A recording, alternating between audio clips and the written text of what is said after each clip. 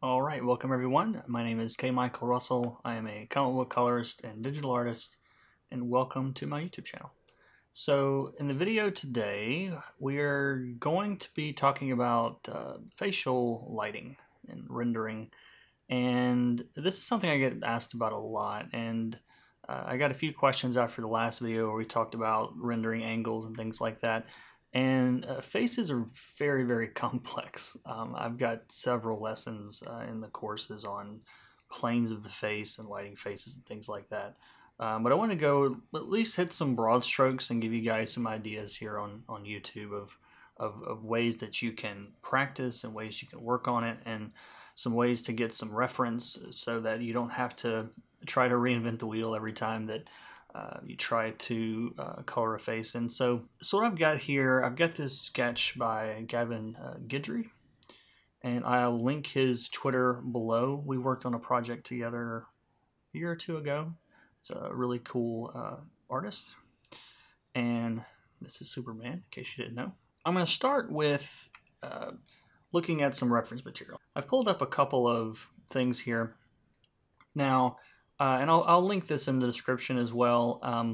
This is called a light cage, and what it does is it shows you lighting at different angles, okay, for this particular face. Now obviously every face is different, but there are certain landmarks that everybody has, and so you can use tools like this or just pictures of reference lighting when you've got an angle and you're not really sure how you should light it.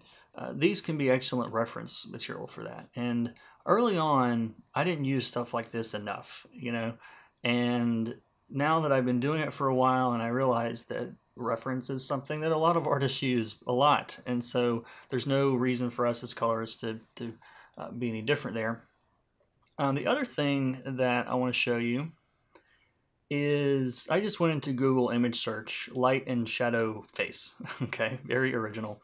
But you'll find a lot of great examples of lighting at different angles. And honestly, in my opinion anyway, you can get by lighting faces with like 3 or 4 main setups. I mean, maybe 5 or 6 if you look at top and bottom. But don't get overwhelmed looking at all of these thinking, I need to know how to do all of this from every single angle, because honestly, 90% of the time, you can simplify it down to either, front, top, from the side, overhead, from underneath. Once you figure out a couple of those angles, that's really all you need. And then as you get better and you get more experienced, you can start playing around with some of the more less commonly used setups. And so anyway, but yeah, there's some great examples in here of all sorts of faces. So we'll just start with an example on this one that's pretty common, and I'll give you a couple of examples of ways to practice this. So what I want to do is kind of set up an imaginary light source all the way around them and do a handful of examples, and so you guys can kind of see how that will work. So I'm going to start off here. I'm just going to copy this onto a new layer, and it locks the transparency, so I can't color outside of this. It's a really quick way to avoid having to remake selections all the time. If you're not familiar with that, be sure to check the link, and I'll link it in the description also, the selection trick. But basically all this does is you select the area you want to color. I've got an action set which copies that to a new layer and then locks the transparent pixels. That's basically what it's doing. So, but the selection trick's the name of the video if you want to see a full walkthrough on that. It's an old video, but it still works. And I just realized I forgot to take my hat off. I normally don't wear a hat, but I probably should wear a hat now. My brother gave me this hat today. It's a Black Panther hat, which I love. My head is so shiny. Sorry. Okay. So first off, just good old front lighting, okay? So there are a couple of major lines that I would say you really need to know about when you're doing faces. And the first one, maybe make it a color you guys can see, is kind of this line that follows down from the corner of the forehead to where the forehead angle sort of turns toward the side. Because a face can kind of be looked at as kind of a flat surface here, and it's sort of a fat, curvy cylinder where you've got this kind of the curve of the forehead and all this stuff, and this is fairly flat. So that's how I think of it anyway in terms of color. So, but this line actually sort of does this number. Okay, it follows down that forehead line there, and it cuts down through the eye. You got the cheekbone, and that angle's probably a little strong, but it's sort of like that. Okay. That's an important line to remember, because if you want to light something from the front, then you've got all of this stuff here, but you wouldn't get it over here. And if you're coloring it from the side, you're doing it over here. Let's just do this. So I'm going to kind of trace this line with the lasso tool. All right, now most light is usually from the top. So if it's from the top, what isn't going to catch light here? Okay, think, like I said in the last video, if you are the light source, if you're the light source looking down at this head, what's going to be obscured? Okay, so if you think about it, these little areas underneath here, we're not going to see those from the light source. Okay, so we're going to take those out of the equation. Get rid of those. And what else? Under the nose. There we go. And I'm adding a little bit at the bottom here for the cast shadow. And yeah, I mean, if we want to get really detailed, we can go into the ears and take these little places out and whatnot. And then I'm just going to pick a color. So I'm going to start with my skin color and just get a little bit brighter, add a little bit of yellow. And let me just get a soft, good old soft normal brush here. And I'm on the totally wrong layer. There we go. And that's just in normal mode. Now, if you wanted to pick like a different color and use something like hard light mode, which I have somewhere here, you know, it adds a little bit more yellow to it. But that's, you know, pretty good.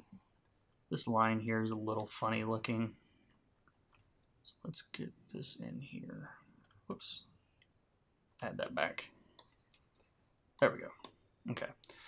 That's a very simple but effective way of lighting from the front.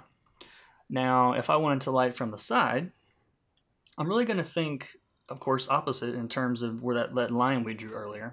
So let's get rid of all this. Well, let's just keep it up there and let's make a new layer. We'll turn that one off. And I'm going to do the same thing again. Just grab that layer, run my action. And this time, I'm going to trace my line again. Same line. So let's say our light source is coming from the right this time. And we'll do the same thing with the ears, cutting out those little parts. Now, if the light's coming from, well, this is backwards for me. It's coming from this direction. Here's Superman's head doing this number. The light's coming from over here. You know, we got the side obviously is going to catch some light, but what else? And in its most simplest forms, really the edge of the nose here, or actually on this side. Sorry, keep doing that reverse. So the edge of the nose, and this is a very simple cell-shaded way of doing this, but it works fine. Okay, so there's one, there's another, okay? And in its most basic forms, I would say that that's a good place to start. Now, as you learn more and more about the anatomy of the face, and you realize there's more cuts and grads and things happening in here, and I don't really want to get too much into that. It's a whole other discussion. We could spend hours talking about planes of the face, but as something as a good simple exercise to begin with. Another angle, we'll leave that in here, and we're going to copy this to a new layer. There's another angle that's very common, and it's called Rembrandt lighting, and it's called that because Rembrandt used it a lot, and it just creates some very cool, dramatic looking faces. And you can usually tell this it's Rembrandt lighting when you see this little triangle right here. Okay, so hopefully this is big enough you guys can see this, but you'll notice that like on this picture here, this little triangle here, because you've got the shadow of the nose coming over, but it doesn't block the entire face, so we end up with this little triangle angle. You can see it on all of these. And we can use this as reference here. So here's one with good old Keanu. So let's see. Let me make sure. Let's go to settings. Actually, let's go to tools. Usage rights labeled for reuse with modification. So no one comes after us for copyright infringement. Let's see. What does this look like? This is cool. All right. So let's open this image. Oh, Google has changed the way this works. I forgot about this. So let's just click on it. What happens? There we go. Oh, this is a big picture. I don't want to get a massive one, but let's copy this. And we'll make a new image here. And we'll put this over here to the side. There we go. So now we can use this and we'll mark a couple of areas. And I'll draw on this so you guys can see this a little bit better. Because it's actually harder in some cases to simplify lighting down to just like a light and shadow area. Because you've only got two colors to work with, that cell shaded type. And so it's actually, those lines have to be really good. But we'll use that as an example here. So if I go over to my guy over here, I'm just going to trace these outlines, okay? So here's that line we talked about earlier, okay? Goes around here. All right, here's lights. I'm kind of tracing the edge of this light here, okay? And this will help you to understand kind of how this is going to look on Superman, whatever his name is. So that's in its most basic form. I guess we've got this little bit of light under here too. But in its most basic form, you've got all of this stuff is light and the rest of it's shadow. So we can use that and bring that over to Superman here. So same thing. We're going to trace here. And I'm just following what I did earlier. Down the nose. Okay, underneath's not going to be there. Then from the nose, it kind of cuts down toward his lip this way. And we'll trace his lip. You got this little area here, which kind of comes down and around. We'll leave some space underneath. All right, so that's our main separation here. And then we've got that little area underneath the eye. And we've got this triangle. Now this is different from person to person, but it's pretty much going to be something like that. Okay, so if we go back to my brush again, where'd my brush go? I think that's a similar color. It's too much yellow. Where was I? I think I was about there. So there we go. So that's how you can use, reference like this to, and I could probably undo that and make it easier to see. But that's how you can sometimes use reference if you're not, really familiar with all these different planes. Then that's a good way to use that and kind of study, how lighting works, and then try to apply that to whatever you're doing here. Just those three will get you a long way, okay? Because a lot of these are just derivative of those. Now, if you wanted to do a strong underlighting, which is very common, think of this as like the holding the flashlight under your face, that kind of look. We will do one of those, but you'll see I'm hitting a lot of the same points here. So in this case, if the light's coming from underneath, and let's say again, I don't really know, I'm not really comfortable figuring this out on my own, except I do know in this case, usually, the underside of the eyes is now actually going to be lit. And I know the underside of the nose. The lips.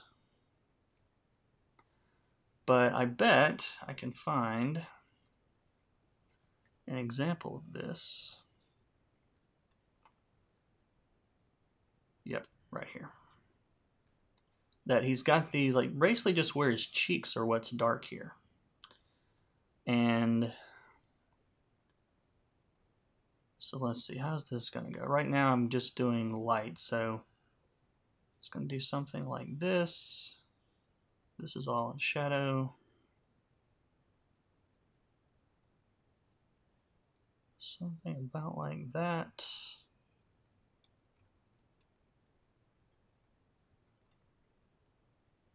And then you can see it kind of looks sort of like a mustache up there because the lips from the side, you know, they actually come out a little bit. So these parts right here are actually going to be in shadow. Starting to look like Justice League Superman here with his mustache. So let's see what this looks like.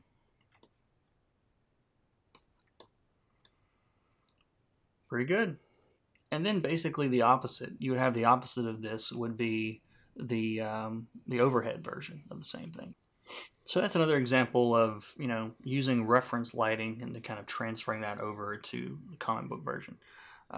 Now again, I've kept this pretty simple, but you know, the more that you practice this, the more that you learn this and you look at reference, you know, you're going to find that there are, you know, certain areas, like you can see, like in this example here, and this is pretty faint, so you might want to like play around with the lighting to, I'm trying to get the highlights to really stand out the most here. There we go. I'm just using levels for this, but so you see that like really bright yellow? That's basically the second level of highlights on your image. So if I bring this back and let's flip this so the lighting is consistent. So I've got basically another, a really close to a kind of a Rembrandt lighting situation here. But in this case, I can sort of use that as a guide, and I'm going to do this just in a really simple way, just to kind of show what I'm talking about here. But you're going to have this light kind of come down this way, and then the nose is going to catch another level. So if I pick another color, go a little bit brighter, there you go. Looks pretty good. It's not perfect, but like I said, it's not always going to transfer one to one, but that's a good way to sort of trick Photoshop into showing you some of those brighter highlights, especially if the light's more diffuse and you don't get those really sharp highlights. You know, go in and play around with the levels and you can get some good examples of that. So this has been pretty quick, and I know I've gone through a lot of this fairly quickly, but I just wanted, this isn't designed to be a tutorial to teach you exactly what to do, but I'm trying to teach you ways to study this and ways to practice this, because you're not going to be able to do it from memory unless you've done it a lot, you know, and so the more that you do it, the more this stuff will start to make sense. And so make sure you're studying your anatomy. You know, if you look up, if we go back to our friend Google here and planes of the face, you know, it's something you really need to understand pretty well if you're going to be rendering faces and things. And there's a lot of good examples on, again, on Google of faces that are simplified more than just looking at pictures of faces, where it can be a little bit harder. So this is a good first step to go in and being able to see, you know, where all those lines go on the face and how those things work. So thanks for watching. I hope you enjoyed it. If you did, be sure to give the video a thumbs up and subscribe to the channel if you haven't and want to see more of this stuff. So I'll see you in the next one. Take care.